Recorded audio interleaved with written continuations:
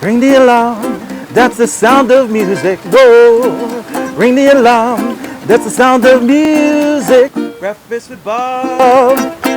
Woo! Yeah. Poncho Man! Welcome back to Breakfast with Bob. We're presented by ES Sports Nutrition, Cliff Bar, Timex Roca, Tanya Puta Resort, Rudy Project, and Slow Twitch. Our next guest, Mr. Terenzo Bozzone, who is not racing, so he is very mellow, hanging out here. Thanks, Bob. You've spent a lot of time training on this island, right?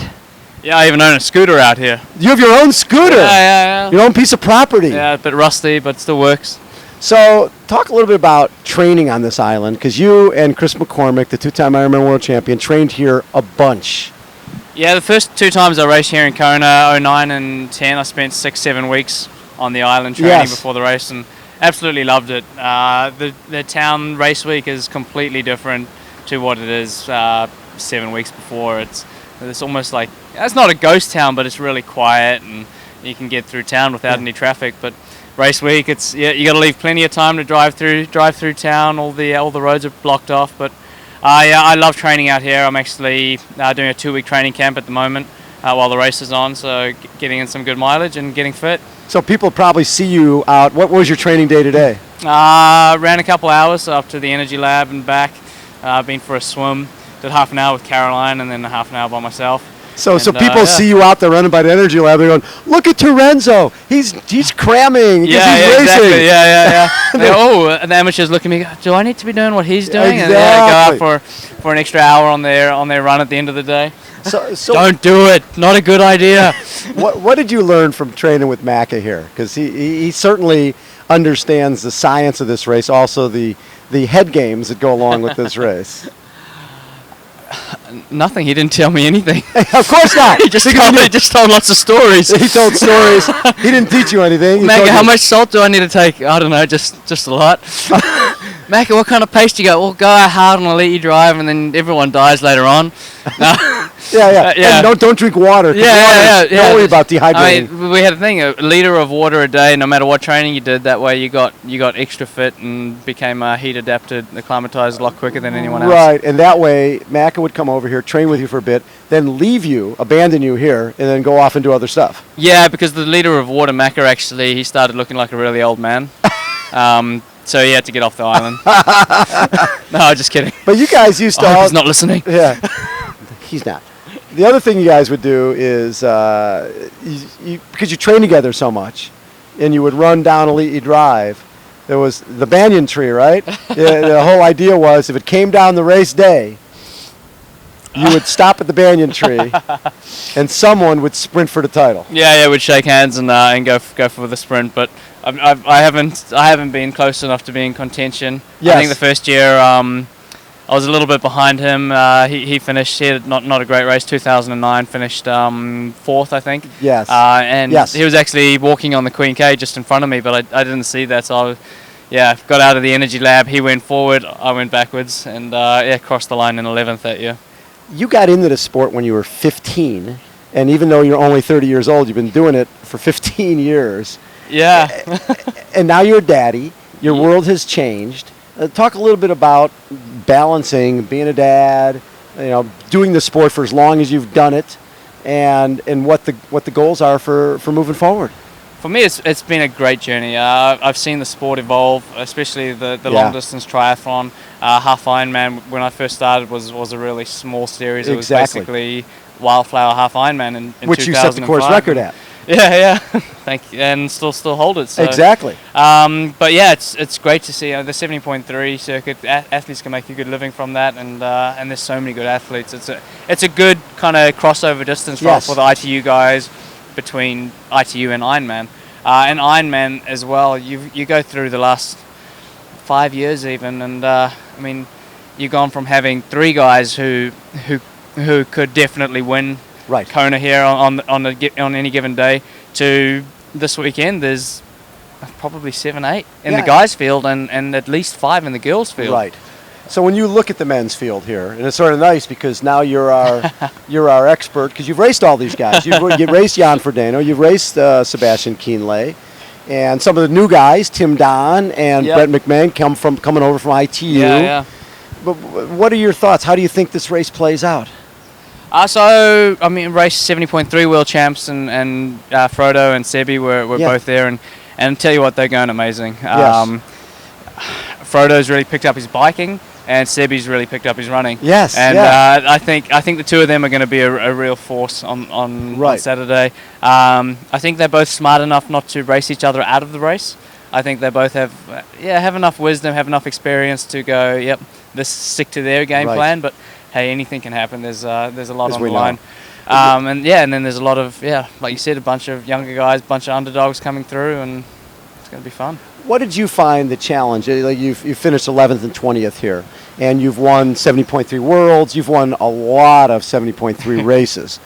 What was the challenge of going from that distance to this distance? It's so much of an eating and drinking contest. There's so much more that goes into the Ironman than 70.3. Well, the distance is one thing, and then the race here in Kona is a different animal. A completely different animal again.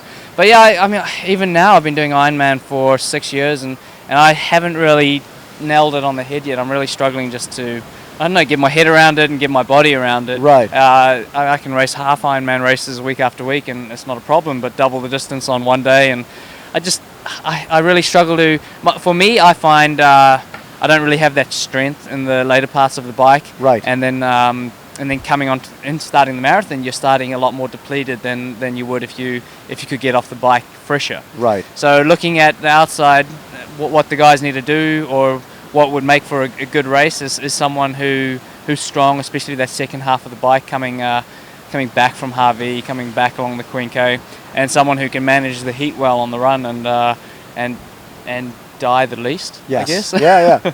With all the training you did over here, did you think it made a difference in terms of how you performed on race day? I definitely think your body becomes more adapted to racing in this environment, the heat and the humidity. The one thing I did notice is I really struggle to recover. So you finish your training, you're getting super fit, but you finish a hard day's training, and if you don't have aircon, you're just sitting there still sweating, and just you wake up the next day, you're just a little bit more depleted, and then taper week comes, and you kind of bring yourself back up to an average level, but not to a top level. And I think that balance between training, getting fit, getting used to the heat, and also recovering and getting on the start line with a full tank is a pretty good balance. So this year you won Challenge Dubai, Challenge Taiwan, and 70.3 Budapest. Really good year. I know you want to do better at 70.3 Worlds, but was Budapest like a week before or 2 weeks before? Yeah, 1 week before. I've always raced really well that week. When I race a week before, it brings up my form really nicely. Right. And I think if world champs and the race the week before were in America, it would have been a different story. Just lot more used to racing in America. Europe, it's a beautiful place to be, a beautiful place to visit, but I just struggle. I don't find I can race as well as I can race, or prepare for the races as well as I can say in North America. The culture's different, the food's very different. I like finding food that you're used to, and I eat quite clean and healthy. Yeah. Just kind of finding that kind of stuff's a little bit harder. Yeah. Interesting. And just after Budapest, I was feeling great. Budapest was on Saturday, Sunday, Monday, Tuesday, Wednesday. I felt, this is going to be awesome. And all of a sudden came down with a bit of a gut problem. Right. And I tell you what, on Saturday before the race, I was struggling to do my race pace pickups, and then you knew. Yeah. Well, when I had a good swim. Got out with the front pack on the bike. Didn't feel terrible, but didn't feel like I felt in Budapest. Right. And then there was a 14-kilometer climb.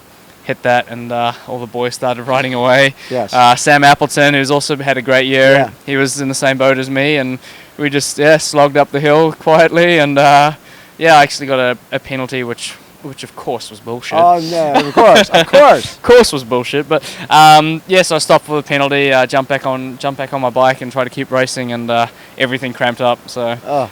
That was the end for me, which sucked because it also doubled up as the second race of the Nassar bin Hamad Triple Crown. That you had won the first one. Yeah. So I was up for the $1 million, which I was hoping would be a million reasons why to race a bit harder.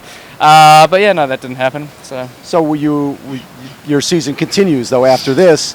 What do you have next? So I'm planning Mandurah 70.3, which is Western Australia. Then the 2 races in Bahrain.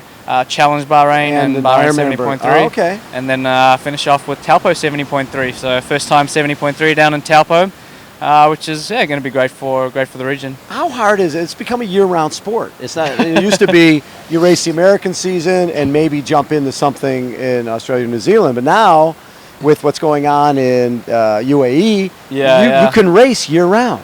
And you got to be careful. Well, it's good and it's bad, because you don't want to fry yourself. But it's it's good for me. I'll have a good break over Christmas and New Year's, and then build up for the new year. Probably Nutri-Grain Ironman New Zealand beginning of March, and then get ready for Kona. It's gonna be a big focus next year. Kona will be a big focus. Yeah. Love that. Yeah. Terenzo, congrats on being a daddy. Thanks, Nothing Bob. better than that. Got to rush home and change a diaper. Again, we are presented by ES Sports Nutrition, Cliff Bar, Timex, Roca, Tanya Porta, Rudy Project, Slow Twitch. Poncho Man, take us out. I'm just a stranger in your town. Once in a while I'll come around. But I really want to say it's Breakfast with Bob. Poncho Man! Woo! Okay.